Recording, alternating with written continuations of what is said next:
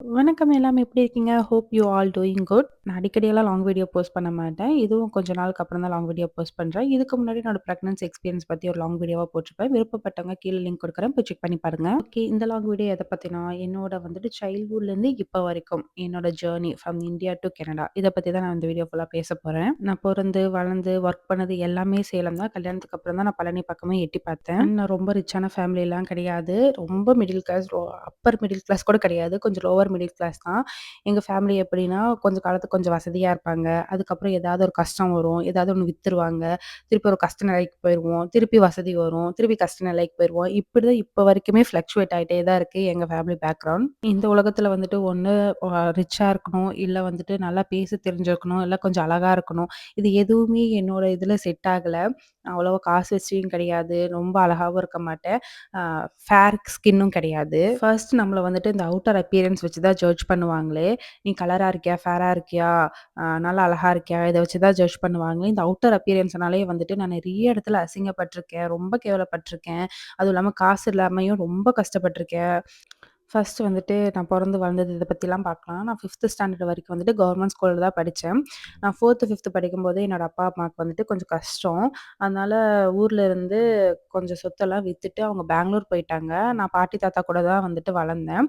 அது வந்து 4த், 5த் வரைக்கும் தான் என் பாட்டி, தாத்தா கூட வளர்ந்தேன். அப்புறம் 6த், 7த்ல வந்துட்டு என்ன ஹாஸ்டல்ல சேர்த்திட்டாங்க. நானும் எங்க அக்காவும் ஹாஸ்டல்ல தான் படிச்சோம். கிட்டத்தட்ட நான் ஒரு 4 வருஷம் எங்க அப்பா, அம்மாவ பிரிஞ்சு தான் இருந்தேன். நடுவுல நடுவுல எப்பயாவது ஒரு 6 மாசத்துக்கு ஒரு வாட்டியோ, இல்ல 1 வருஷத்துக்கு ஒரு வாட்டியோ தான் நான் எங்க அம்மாவையும், எங்க அப்பாவையும் பார்ப்பேன். அப்ப எனக்கு ரொம்ப சின்ன வயசு. அது இல்லாம என்ன 1 1/2 வயசு முன்னாடியே வந்து ஸ்கூல் சேர்த்திட்டாங்க. இப்ப 6த் படிக்கும்போது நம்மளுக்கு ஒரு 11 வயசு இருக்கும்னா, எனக்கு அப்பதான் 9 வயசோ, 9 1/2 வயசாவது நடந்திருக்கும். ஒரு 6, 7, 8, 9 ஒரு 4 வருஷம் வந்துட்டு எங்க அப்பா, அம்மா பிரிஞ்சிருந்தேன். அப்புறம் நான் 8த் படிக்கும்போது எங்க அப்பாவுக்கும், அம்மாவுக்கும் கொஞ்சம் சிச்சுவேஷன் சரியா இருந்தது. அதனால திருப்பி சேலமே வந்துட்டாங்க. சேலத்துல வந்துட்டு நாங்க எல்லாரும் ஒரே வீட்ல ஒண்ணா இருந்தோம். இந்த ஸ்கூல் பீரியட்லாம் வந்துட்டு நம்மளுக்கு அவ்வளவா வந்து விவரம் தெரியாது. பட் வந்துட்டு அப்பயும் நம்மளுக்கான அந்த டார்கெட் என்னவா இருக்கும்னா, அந்த ஏஜ்ல ஏதோ ஒரு ஸ்டேஜ் பெர்ஃபார்மன்ஸ் பண்ணணும். ஏதாவது வந்து நம்மளோட டேலண்ட்ட வெளில காட்டணும் அப்படின்னு தான் நெனைப்போம். எங்க ஸ்கூல்ல இந்த ஸ்போர்ட்ஸ் டே, ஆனுவல் டேலாம் வந்துச்சுன்னா, ஃபர்ஸ்ட் ப்ரிஃபரன்ஸ் யார் குடுப்பாங்கன்னா, ஃபேரா இருக்க பொண்ணுங்களுக்கு தான் குடுப்பாங்க. அவங்க தான் ஃபர்ஸ்ட் லைன்ல நிப்பாங்க. ஃபுல்லாவே அவங்கள தான் எடுப்பாங்க. ஆள் பத்தலனா மட்டும் தான் வந்து டார்க் ஸ்கின் கேர்ள்ஸ வந்து எடுப்பாங்க. ஸோ ஒரு வாட்டி கூட நான் ஒரு ஈவென்ட்ல கூட பெர்ஃபார்ம் பண்ணது கிடையாது. பார்ட்டிசிபேட் பண்ணதே கிடையாது. பேச்சு போட்டி, கட்டுரை போட்டி எதுலயுமே நான் கலந்துக்க மாட்டேன். இந்த கட்டுரை போட்டு, பேச்சு போட்டு இதுலலாம் திறமை தான் முக்கியம். பட் நான் அதுக்கு கூட கலந்துக்க மாட்டேன். ஏன்னா நான் ரொம்ப இன்செக்யூரா ஃபீல் பண்ணுவேன்.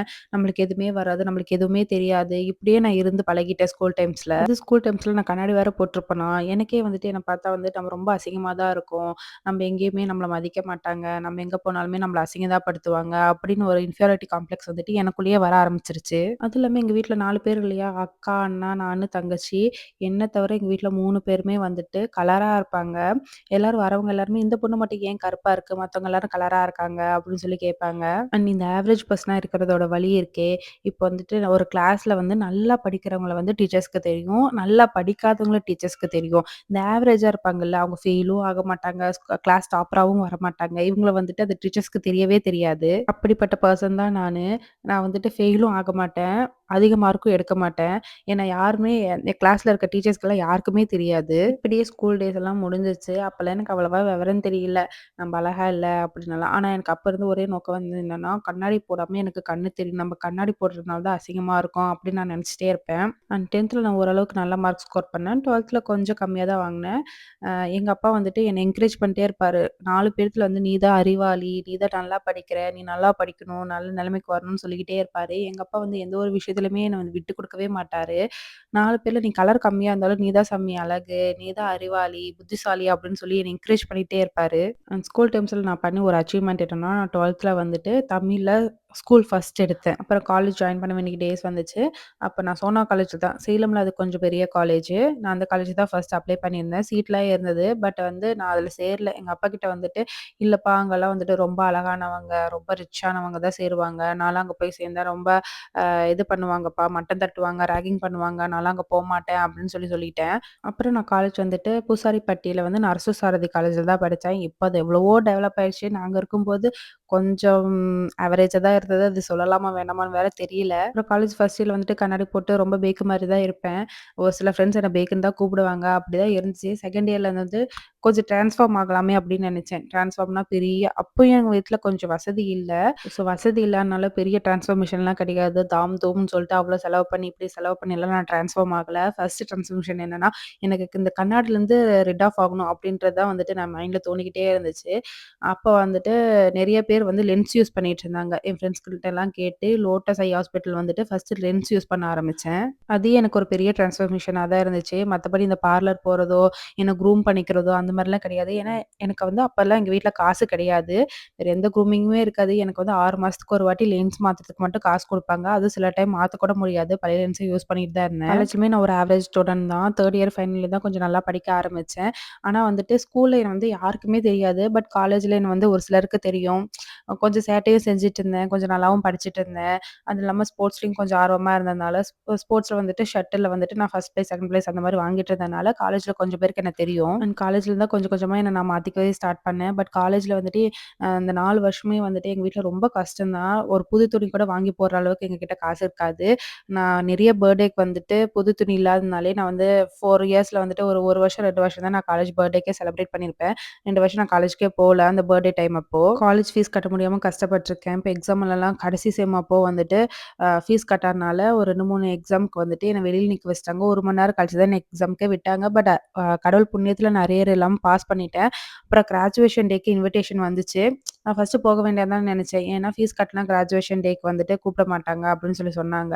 என்னோட அண்ணன் தான் இருந்துட்டு இன்விடேஷன் வந்திருக்குல்ல போ அப்படின்னு சொல்லி சொன்னான். நான் போனேன். பட் வந்துட்டு ஃபீஸ் கட்டாம வந்து என்ன உள்ளார என்ட்ரன்ஸ்லயே விடமாட்டேன் அப்படின்னு சொல்லிட்டு என்ன அங்கேயே பிளாக் பண்ணி அனுப்பிச்சு விட்டுட்டாங்க. அப்பலாம் அழுதுகிட்டே அப்படியே வீட்டுக்கு வந்தேன். அதெல்லாம் என்னால மறக்கவே முடியாது. அ கஷ்டப்பட்டு படிச்சு கூட நம்ம வந்து கிராஜுவேஷன் வாங்கலையே அப்படின்ற ஒரு கஷ்டம் வந்துட்டு எனக்கு இப்போ வரைக்குமே இருக்கு. நான் காலேஜ் டேஸ்ல வந்துட்டு எங்க அப்பாக்கு எப்படியாவது வந்து ஒரு பிசினஸ் செட் ஆயிரும். எப்படியாவது வந்து அவர் பழைய நிலைமைக்கு வந்துருவாரு. நம்மள காலேஜ் முடிச்சதும் கல்யாணம் பண்ணி குடுத்துருவாரு. அப்படின்னு ஒரு திமிர்ல தான் சுத்திட்டு இருந்தேன். அதனால நான் சரியா கோடிங் பத்தி எல்லாம் கத்துக்கல. அது நான் பண்ண மிகப்பெரிய ஒரு தப்புன்னு நான் நினைக்கிறேன் இப்ப வரைக்குமே. கோடிங் கத்துக்கல. அத காலேஜ் ஃபீஸ் கட்டாதனால 7த் செம், 8த் செம் சர்டிஃபிகேட் என்கிட்ட இல்ல. அதுக்கப்புறம் டிகிரி சர்டிஃபிகேட் எதுவுமே இல்ல. அதனால வேலை தேடுறது எனக்கு கொஞ்சம் கஷ்டமா தான் இருந்தது. காலேஜ் பிளேஸ்மெண்ட்ல நான் ஒரு கம்பெனில செலக்ட் ஆனேன் கோயம்புத்தூர்ல. சாஃப்ட்வேர் கம்பெனி தான். அ கிராஃபிக் டிசைனர்ன்னு நெனைக்கிறேன். பட் சரியா ஞாபகம் இல்ல. அவங்க வந்துட்டு நீங்க பெர்ஃபார்ம் பண்ணதெல்லாம் ஓகே தான். பட் வந்துட்டு உங்களுக்கு கொஞ்சம் கோடிங் நாலேட்ஜ் கம்மியா இருக்கு. கொஞ்சம் சாஃப்ட்வேர் நாலேட்ஜ் கம்மியா இருக்கு. அதனால நீங்க ஒரு ரூ. 10,000 கட்டி ஃபர்ஸ்ட் ஒரு கோர்ஸ் மாரி எடுத்து, அதுக்கப்புறம் நான் உங்கள வந்து எம்ப்ளாயியா ஹையர் பண்ணிக்கிறோம் அப்டின்னாங்க. அத நம்பி நானும் என்னோட ஃப்ரெண்ட் அவளும் கொஞ்சம் கஷ்டப்படுறவ தான். எனக்குமே வந்துட்டு அந்த டைம்ல வந்து அந்த ரூ. 10,000ன்றது ரொம்ப பெரிய அமௌண்ட்டா தான் இருந்தது. அப்ப நான் அந்த வயசுல வந்துட்டு கடன் வாங்கிட்டு, அந்த ரூ. 10,000 கடனா வாங்கிட்டு கோயம்புத்தூர் போயி ஒர்க் பண்ண ஸ்டார்ட் பண்ணேன். பட் அவங்க வந்துட்டு அத ஏமாத்திட்டாங்க. 2 மாசம் ஆச்சு, 3 மாசம் ஆச்சு. எங்கள வந்துட்டு ஒரு எம்ப்ளாயாவே அவங்க கன்சிடர் பண்ணல. அந்த ரூ. 10,000 மட்டும் வாங்கிட்டு, எ எங்களுக்கு வந்து வேலையும் குடுக்கல. அப்புறம் நான் கோயம்புத்தூர்லேருந்து சேலம் வந்துட்டேன். சேலம் வந்ததுக்கப்புறம் நெறைய கம்பெனி ட்ரை பண்ணேன். சாஃப்ட்வேர் கம்பெனிலாம் ட்ரை பண்ணேன். கண்டிப்பா அங்க சர்டிஃபிகேட்ஸ் கேட்பாங்க. அதனால ஒரு பிபிஓ கம்பெனி மாரி தான் ட்ரை பண்ணேன். நான் சிஸ்டம் பேஸ்டு ஒர்க் தான் ட்ரை பண்ணேன். டார்கெட் இருக்கக்கூடாது. ஏதாவது ஒரு சேல்ஸ் இருக்கக்கூடாது. பட் அது வந்து ஒரு கார்ப்பரேட் கம்பெனி மாரி இருக்கணும் அப்படின்றத ட்ரை பண்ணேன். நெறைய பேர் வந்துட்டு அப்போ நான் கஷ்டத்துல இருக்கனால, "நீ ஏதாவது ஒரு கடைக்கு வந்து பில் பண்ற பெர்சனா போ. இல்ல ஒரு சூப்பர் மார்க்கெட்க்கு போ. இல்லன்னா வந்துட்டு ஒரு துணி கடைக்கு பில் போடுற பெர்சனா போன்னுலாம் சொன்னாங்க. நான் வந்து ஒரு டிகிரி படிச்சுட்டு எப்படி போயிட்டு நம்ம அந்த வேலையெல்லாம் பார்க்க முடியும்? எல்லாமே வேல தான். அதெல்லாம் நான் அசிங்கமா சொல்லல. பட் எனக்கு வந்துட்டு இதுதான் ஒரு டார்கெட்டா இருந்துச்சுன்னு வச்சுக்கோங்களேன். ஒரு கார்ப்பரேட் கம்பெனியா இருக்கணும்.